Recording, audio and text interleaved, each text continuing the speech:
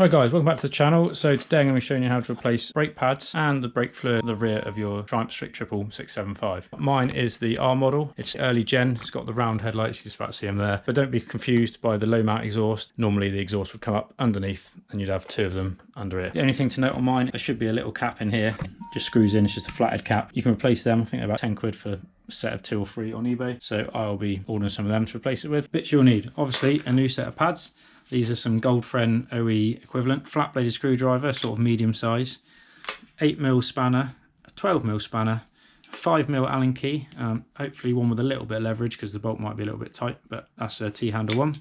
I've already got some gloves on, as you can see, as you're working with brake fluid. Bit of lubricant for the edge of the pad.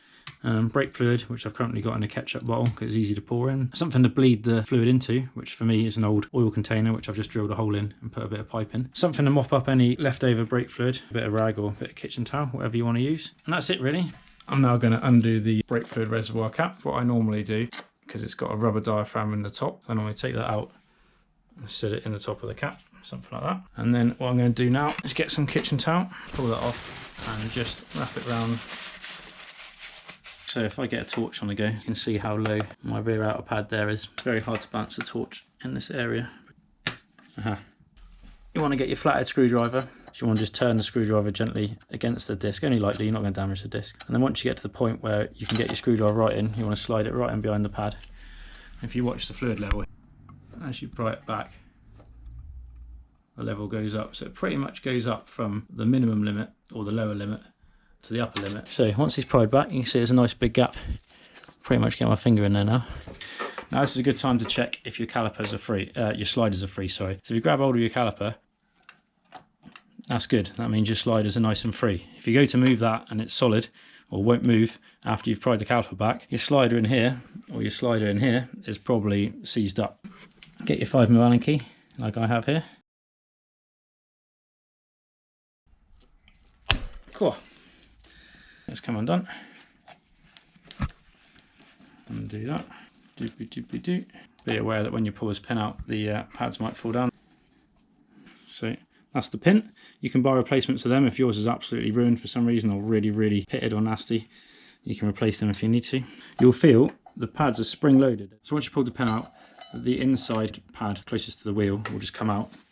But the one on the inside of there will not come out until you've undone this. Crack off your slider pin. Like that. Oh, didn't mean to drop that because I'm trying to hold the camera in one hand.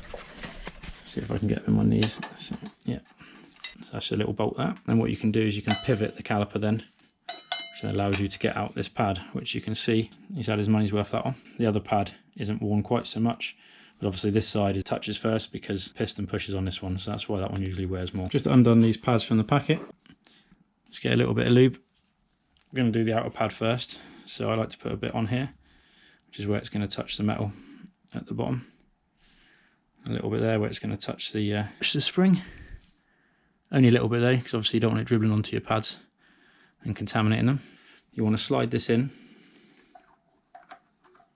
and clip it in, which you'll get a feel for. Drop that down, which then sort of holds them in place. Put a bit of cobble slip on the end of there if you like. Put that in and just nip that for a sec.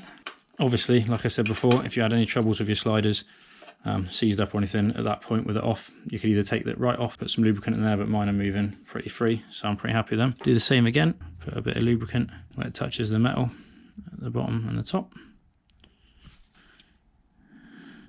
Lovely jubbly. What you also want to do, if this was really rough, really corroded, you give it a wire wheel, but I am just going to wipe off the excess, bit of kitchen towel,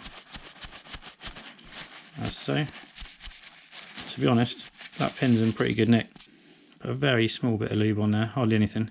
That'll be good for fitting. So you're going to slide through the first pad, and then when you go to stick the second pad in, slide that pad in. Now, if you haven't quite pried the caliper back enough, you might find this is a bit tight, and this is the point where you'd have to pry it a bit more. I've just about pushed mine back enough, so it'll slot in.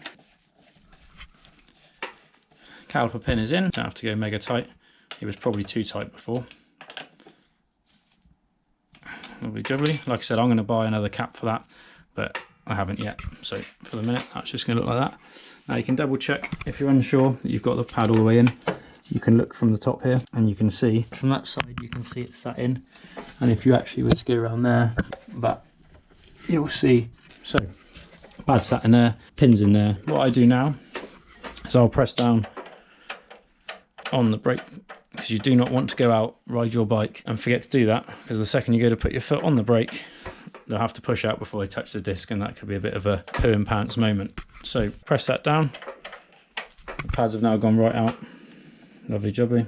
The fluid is now right up to the upper level. So I'm going to get some more. You could obviously use a syringe or something similar, but I normally just tuck the kitchen towel in there. It's quite absorbent. Put that to one side.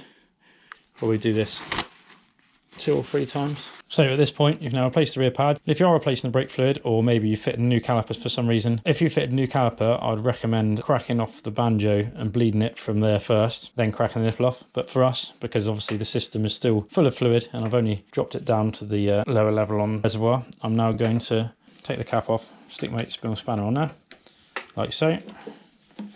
Take the end of my pipe, which goes into my trusty bottle, and then top up. So I've got it in like a little ketchup bottle just because it's easy to fill up. So I'll pour it in right to the pretty much the very top. Don't worry if you think it's over full, because you're obviously going to bleed some out. It is as easy as cracking off the nipple, pressing the pedal down, locking the nipple back off again, letting the pedal off, cracking the pedal up, cracking the nipple, pressing the pedal again, you'll see the fluid run down, lock it off, let go again. So refit the diaphragm in there, like so. As you can see, it goes roughly to where the top of the upper mark is. Refit this cap here. Wipe around, check there's no excess hanging around. So there we go. Now you can sleep happy that your rear brake fluid is nice and fresh, and you've got some lovely new rear pads. Cheers for watching, guys.